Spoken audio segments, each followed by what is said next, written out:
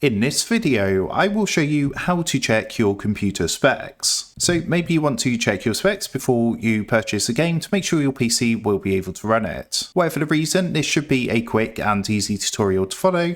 But before we do continue, please consider leaving a like on the video and also subscribing to the channel. I really do appreciate it. Now, there's two ways you can do this. The first way is from your desktop. If you come and click onto your Windows Start icon in your taskbar at the bottom, and what you want to do is click to open your settings. If you don't see settings here, use the search box at the top, type settings, and then open up settings underneath best match. Now, once you've got your settings opened, come over to the left hand side, and on this menu, you want to click onto system. Then what you want to do is scroll down all the way to the bottom of your system section and click onto about. So it's going to give you a quick overview of your PC specs, so you can find information about your processor and your installed RAM. You can also scroll down a bit further to find out what version of Windows you're running. But if you want to find some more information, for example, what kind of graphics card you have or something like that, then what you can do is close out of your settings, come back down to your taskbar, click onto the search box, and this time you want to type system information. You should see it come up underneath best match, give it a click, and that's going to open up a window like this, where you can find even more information about your PC or laptop. If you want to find your graphics card, then come over to the left hand side.